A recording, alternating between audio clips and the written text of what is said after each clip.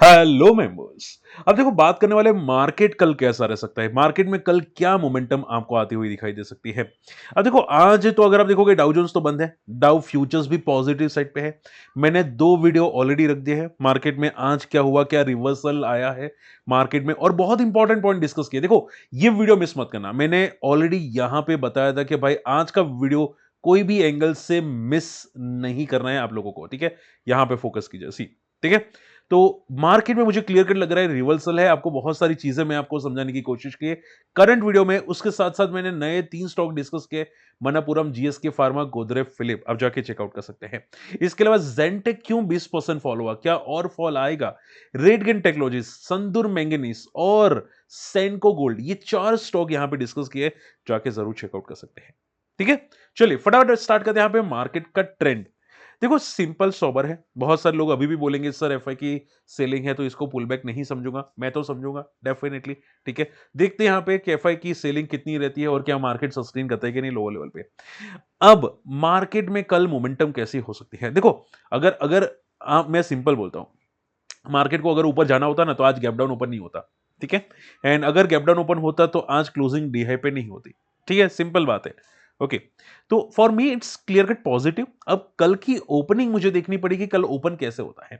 आप ये समझो, मैं नीचे के लेवल से काफी अच्छा रिकवर है। अगर मैं 2 आवर्स चार्ट भी देखता हूं तो यहां पे बॉटम बन रहा है, सी यहां पे ये बॉटम बनने के संकेत है, जो मुझे क्लियर कट इशारा लग रहा है कि शायद कल 10 साढ़े 10 बजे के बाद चांसेस है, नॉट श्योर, चांसेस है यहां से एक रिकवरी आ सकती है जो 23,200 के आसपास मार्केट को लेके जा सकती है। क्योंकि मुझे 2 आवर्स चार्ट के अंदर clear cut weakness, selling pressure absorb होता हुआ दिखाई दिया, प्लस एमएससीडी क्रॉसओवर है जो मुझे क्लियर कट संकेत दे रहा है कि मार्केट में बॉटम फिशिंग हो चुकी है, ठीक है।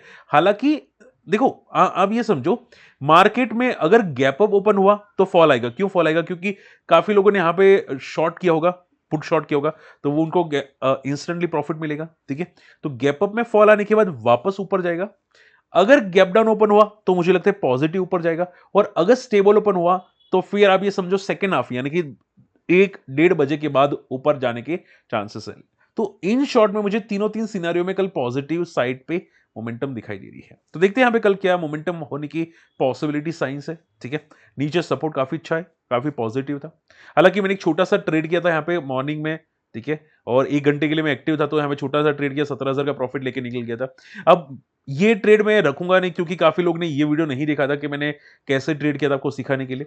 तो कोई देख नहीं रहा है तो फिर रखने का कोई मीनिंग होता नहीं। अगर आप इंटरेस्टेड है मुझे कमेंट जरूर करना, तो रखने की कोशिश जरूर करूंगा, ठीक है। ओके, और हमारे जो अकाउंट ओपनिंग मेंबर्स है उनको यहाँ पे मैं ट्रेड जरूर शेयर करूंगा। अगर आप इंटरेस्टेड है तो अकाउंट ओपन कर सकते हैं हमारी लिंक से। चलिए अब बात करते हैं यहाँ पे फटाफट इंपॉर्टेंट पॉइंट्स की कि सर अभी क्या इंपॉर्टेंट पॉइंट्स हैं। एफआई की सेलिंग 4,000 करोड़ की थोड़ी नेगेटिव है। अब देखो एक एक समझो बात को, नया आईपीओ लॉन्च हुआ था, उसकी लिस्टिंग बहुत ही बेकार थी। मैंने आपको सिंपल आंसर किया था, अगर मेरी आपने रील देखी होता, मेरा शॉर्ट देखा होता, तो मैंने न्यू एजिक्स आईपीओ बारे में क्लियर कट बोला था कि आईपीओ लिस्टिंग हो सकता है, लिस्टिंग अच्छी ना हो, ठीक है। क्योंकि फॉलिंग मार्केट है, ग्रे मार्केट भले 10-15% है तो भी फॉल करेगा। आप देखोगे नेगेटिव लिस्टिंग होता हुआ दिखाई दिया, लिस्टिंग के बाद भी फॉल करता हुआ दिखाई दिया, ठीक है। अब देखो स्टॉक ऑलरेडी ओवर वैल्यूड था, इसकी वजह से थोड़ा फॉल करता हुआ दिखाई दिया। तो अभी कहना मुश्किल है कि स्टॉक शॉर्ट टर्म में कहां जाएगा। लिस्टिंग का हाई ब्रेक होगा, मान लो कि लिस्टिंग की क्लोजिंग हुई, उसका हाई ब्रेक हुआ तो शायद थोड़ी अपसाइड मोमेंटम हो सके, ठीक है। लेकिन अभी के लिए स्टॉक थोड़ा ओवर वैल्यूड है, ठीक है। तो टाइम स्पेंड करके जाएगा। हालांकि फंडामेंटली काफी स्ट्रॉन्ग कंपनी है, हम लोगों ने ऑलरेडी डिस्कस किया था, ठीक है। फंडामेंटली काफी ठीक ठाक है।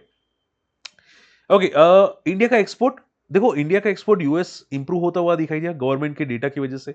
अब ये एक्सपोर्ट इंप्रूव है, और मैंने क्लियर कट बोला था कि ट्रंप शायद हमारा जो इंडिया है, ठीक है, रेसिप्रोकल टैरिफ नहीं लगाएगा, ठीक है, ट्रंप भी नहीं लगाएगा, और इंडिया अपना टैरिफ कम करेगा, ये मैंने यहाँ पे डिस्कस किया था।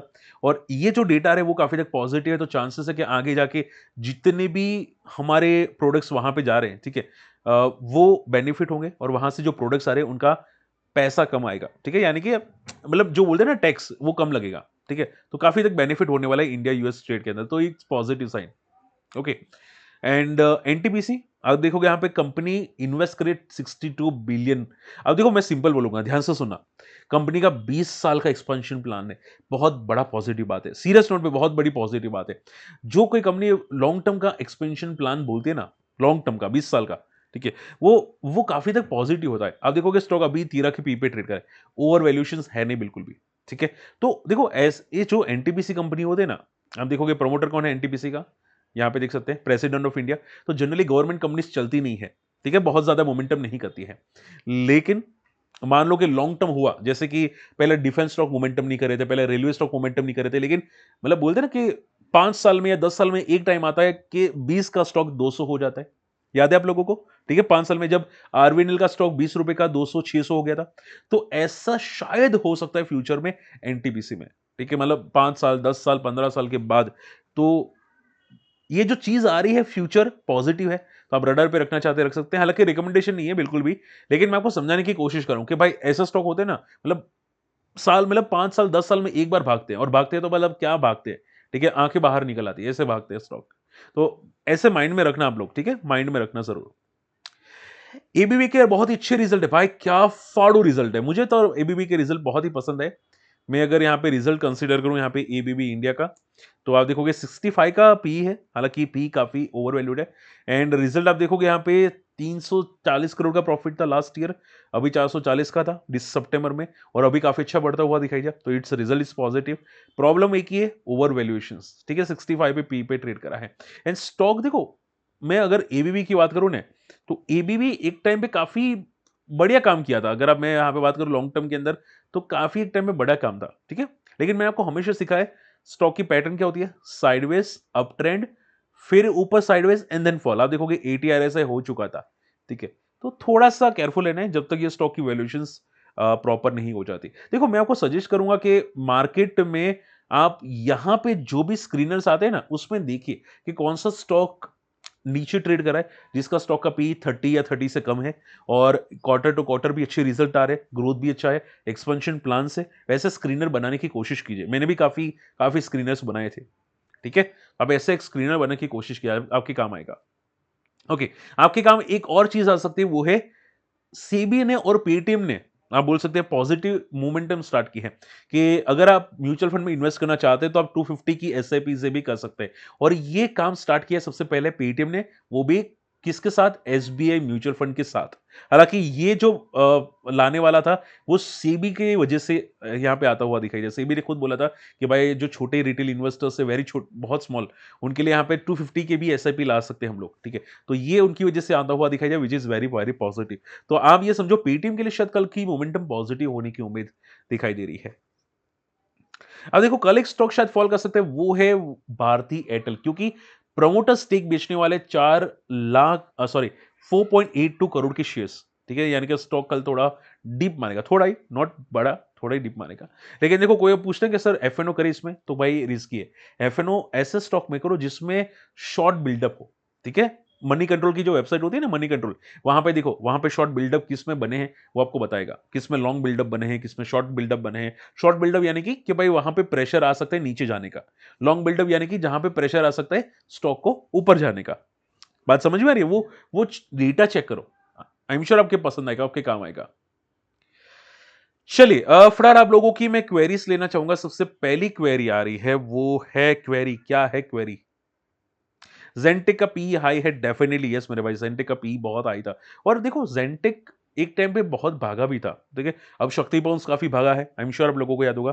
तो जो भी स्टॉक काफी काफी बड़ी मोमेंटम कर चुके हैं ना, उसमें पैनिक क्रिएट हो रहा है, ठीक है? तो इसकी वजह से बोलो, कोई स्टॉक के पीछे पीछे मत जाओ। कोई भी स्टॉक है, डिक्सॉन के पीछे भी काफी लोग जा रहे हैं अभी भी, ठीक है? तो पीछे पीछे मत जाओ, क्योंकि अगर वो गिरना स्टार्ट करेगा ना, पता भी नहीं चलेगा। सर का क्वेश्चन है यहाँ पे, वो है सुप्रीम इंडस्ट्रीज। देखो, मैंने सुप्रीम इंडस्ट्रीज को काफ़ी क्रॉस चेक किया था, बंदा अच्छा है, 3000 3000 साढ़े 3000 का स्टॉक है एंड मैंने कंपनी के फंडामेंटल देखे, बहुत ही बेस्ट फंडामेंटल है, ठीक है? देखो, मुझे बहुत कम स्टॉक पसंद आते हैं फॉर द मतलब ऐसे मतलब 5-6 साल 8 साल के लिए टाइप के। लेकिन लेकिन पता है प्रॉब्लम क्या है सुप्रीम इंडस्ट्रीज में, ठीक है? एक ही प्रॉब्लम है, सिर्फ एक सिंगल, फंडामेंटली भी नहीं, कोई कोई फंडामेंटली प्रॉब्लम नहीं है, एक ही प्रॉब्लम है। वो क्या है प्रॉब्लम? है वो है स्टॉक की ओवर वैल्यूएशंस। 80 के पी पे ऊपर ट्रेड करा है। हालांकि जब भी 80 के पी पे ट्रेड करता है, फॉल करता है, वापस नीचे आने के बाद वापस ऊपर जाता है।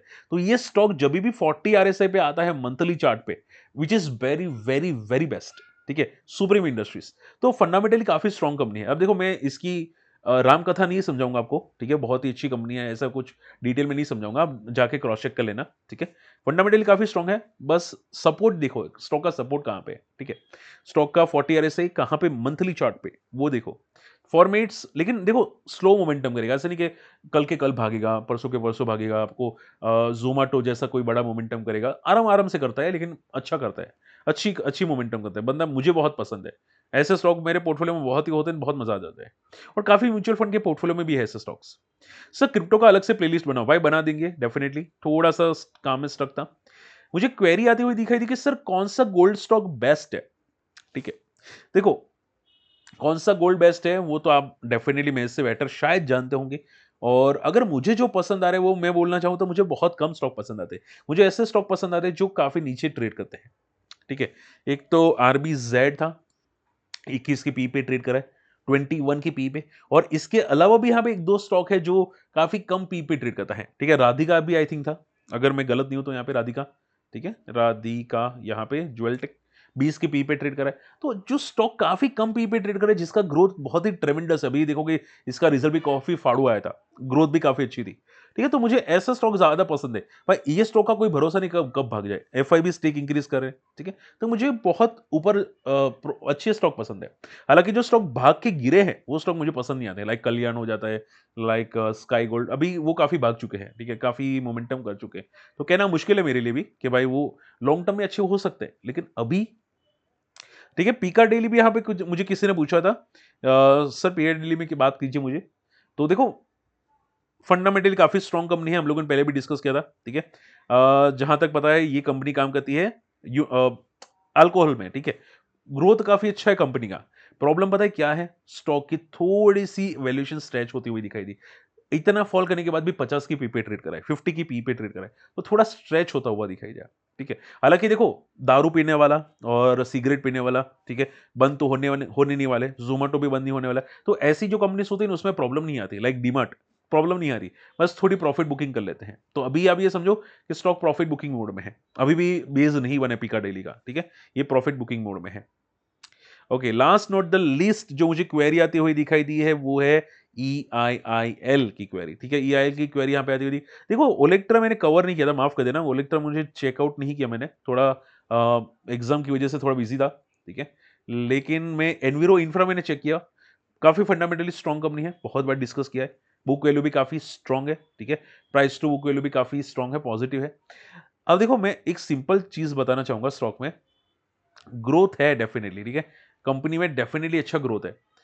प्रॉब्लम क्या है, रिसेंटली लिस्टेड स्टॉक है, इसकी वजह से स्टॉक थोड़ा ज्यादा पिटाई कर रहा है, ठीक है। ग्रोथ काफी अच्छा है लेकिन रिसेंटली लिस्टेड है, मुझे लगता है आने वाले 2-3 क्वार्टर के बाद थोड़ा संभलना स्टार्ट कर सकते हैं स्टॉक, ठीक है। तो एक बात देखो आने वाले 2-3 क्वार्टर क्या होते हैं, क्योंकि ग्रोथ बहुत ही ट्रेमेंडस है स्टॉक की, ठीक है, बहुत ही फाड़ू ग्रोथ है।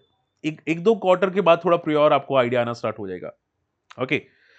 तो ज्यादा टेंशन लेने की जरूरत है, जो अच्छे स्टॉक्स होते हैं ना, जहां पे फंडामेंटली अच्छे होते हैं, लाइक एग्जांपल लेता हूं एनवीरो इंफ्रा, इसका फंडामेंटल देखो, लाइक सुप्रीम इंडस्ट्रीज, लाइक ओला, मतलब बहुत सारी कंपनीज होती है जिसका फंडामेंटल काफी अच्छे इंप्रूव हो रहे हैं, तो उसमें पैनिक नहीं होता। लेकिन जिसके कम अच्छे जो खराब हो रहे हैं वो प्रॉब्लम क्रिएट कर सकता है, ठीक है।